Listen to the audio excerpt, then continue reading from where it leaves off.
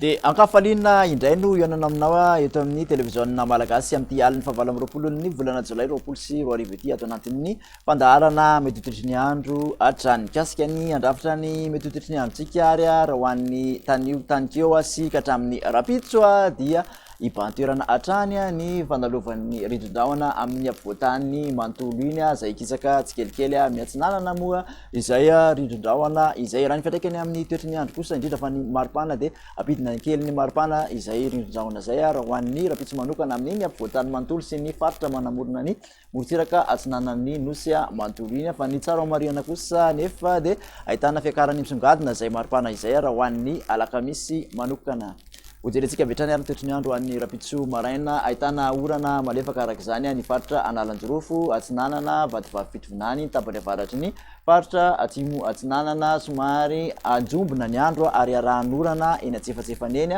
ho an'ny Analamanga Alaotramangoro Amoromania Hotomatsiatra sy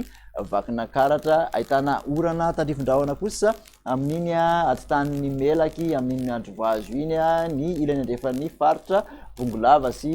ny ilany andrefan'ny faritra Oboeny torak'izany ihany koa de mbola ahitana an'izay endrika orana tandrifon-drahona izay ihany koa ny morotsiraky ny ao anelanelan'ny atsiranana sy amin'iny Sambava iny aty amin'ny faritra Atsimonosy kosa dia ho maina tanteraka ny andro raha toa ka somary andrahona ihany amin'ny faritra Oboeny sy ny faritra Sofia iny. Ny tolakandro kosa ho an'izay rapitso izay ihany indray ary de mbola mitoetratrano aloha ny orana ho an'ny Analanjorofo atsinanana ka hatraty amin'iny vatovavy fitovinany iny sy Alaotramangoro mbola manjombonjombona izay mety arahana orana malefaka hatrany ny Analamanga amin'iny vakina karatra sy Amoromania iny ary Hotomatsiatra torak'izany ihany koa mbola ahitana an'izay endrika orana tandrifon-drahona izay hatrany ny ilany andrefan'ny faritra Bongolava mahazo an'iny miandrovazy iny ary amin'iny atitany melaka iny mbola mandrahona hatrany moa amin'iny faritra Sofia sy ny faritra Boeny iny ary de mbola homaina ny aty amin'ny tendrony avaratra sy aty amin'ny faritra atsimon'ny nosy rehetrarehetra iny.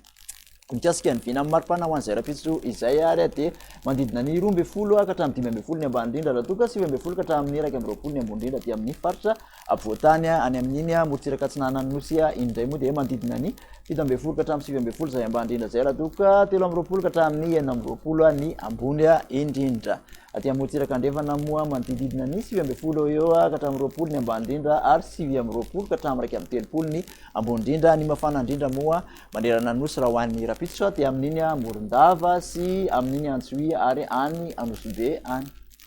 De zay indray ary ny vina ny toetry ny andro natolotra anao tamin'ity anio ty de makasitraka anao nanaraka izany hatramin'ny farany mirary soatsika rehetra amin'ny manaraka indray veloma tompoko.